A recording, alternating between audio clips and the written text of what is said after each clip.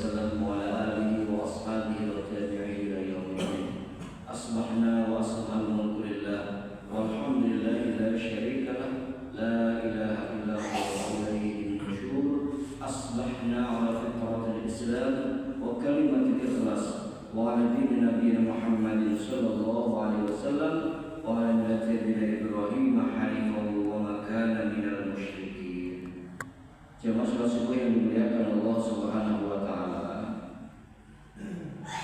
Pagi ini saya sampaikan satu hadis Abi Musa radhiyallahu anhu an Nabi sallallahu alaihi wasallam qala innal khazinal muslimal amin alladhi yunfidu wa rubbama qala yu'ti ma umira bihi wa yu'tihi kamilan muwaffiran tayyibatan bi nafsuhu fayadfa'u ila alladhi umira lahu bihi ahadul mutasaddiqin.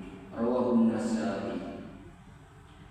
Diriwayatkan dari Abu Musa radhiyallahu anhu, dia berkata, Nabi sallallahu alaihi wasallam bersabda, bendahara Islam, ya, Muslim, bendahara Muslim yang amanah dan melaksanakan atau kemungkinan juga dia bersabda menunaikan apa yang diperintahkan, dia memberikannya secara sempurna dan berlipat serta dalam keadaan senang hati dalam mengerjakan tugasnya itu. Dia menyerahkan kepada orang yang diperintahkan supaya diberikannya, maka dia juga dikira sebagai salah seorang yang bersedekah. Hadis riwayat Nasa'i. Para jemaah yang dimuliakan Allah Subhanahu wa taala, bendahara yang amanah adalah bendahara yang menyampaikan amanatnya dengan sebaik-baiknya tanpa mengurangi sedikit pun dari apa yang didapat dari orang yang bersedekah, dan dia menyerahkan amanat tersebut dengan senang hati dan ikhlas tanpa sedikit pun merasa dibebani oleh amanat tersebut. Dia akan menyerahkan amanat tersebut secara sempurna kepada orang yang berhak mendapatkan amanat tersebut. Dengan menunaikan amanat, seorang bendahara sudah dikategorikan sebagai orang yang bersedekah. Kalau kita ini diamanai untuk menjadi amil zakat, kemudian kita ini dititipi zakat untuk menyerahkan sedekah itu kepada seseorang atau kepada orang-orang yang berhak menerimanya, kemudian kita melakukan pekerjaan kita itu dengan senang hati, dengan ikhlas dan tidak mengurangi sedikit pun pemberiannya. Misalkan harusnya mendapatkan 100.000, tetap diberikan yang 100.000 itu, karena ada orang itu kalau diamanai ini berikan sekian, kemudian dia motong 10%-nya atau berapa persennya gitu. Nah, kalau dia bendahara yang amanah, dia memberikan seperti amanahnya itu, dia itu sudah dianggap orang yang bersedekah sekian itu dengan sempurna.